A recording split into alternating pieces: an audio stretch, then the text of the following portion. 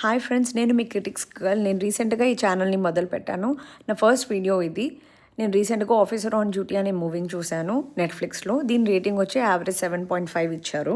కానీ నాకు ఎందుకో చాలా సీన్స్ నాకు లాజిక్లెస్గా అనిపించింది. సో దాన్ని డిస్కస్ చేద్దామని ఈ వీడియో చేస్తున్నాను. సో ఇందులో స్పాయిలర్ అలర్ట్స్ ఉంటాయి, జాగ్రత్త.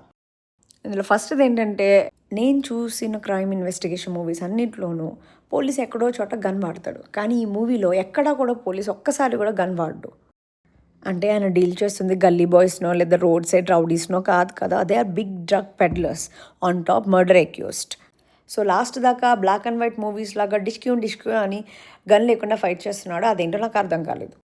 రెండోది, the biggest senseless and logicless character in the whole movie ఎవరిదంటే ప్రియమణిది. సో ట్రూత్ రివీల్ అవుతున్నప్పుడు ఆ బస్ జర్నీలో ఆ క్రిమినల్స్ని ఫస్ట్ చూసిందే ప్రియమణి. వాళ్ళ కూతురుతో కూడా అసభ్యకరంగా ప్రవర్తించారు. అంతెందుకు, ప్రియమణిని లాగిపెట్టి ఒక్కడు కొట్టాడు. ఇంత జరిగాక కూడా ఇంటికి వచ్చి వాళ్ళ హస్బెండ్, అది కూడా పోలీస్ ఆఫీసర్ అయిన వాళ్ళ హస్బెండ్కి ఇదంతా చెప్పకుండా ఎందుకుందో నాకు అర్థం కాలేదు.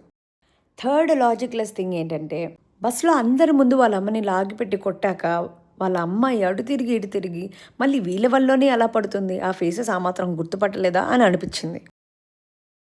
ఇంత జరిగాక జస్ట్ కోపడ్డాడని చెప్పి ప్రియమణి బ్లేమ్ అంతా వాళ్ళ హస్బెండ్ మీద తోస్తుంది. అంటే ఆ సిచ్యువేషన్లో కోప్పడకుండా ఉండే ఫాదర్ ఎవరుంటారో నాకు తెలియదు. సో ఇవి ఫ్రెండ్స్ నాకు అనిపించిన లాజిక్లెస్ థింగ్స్.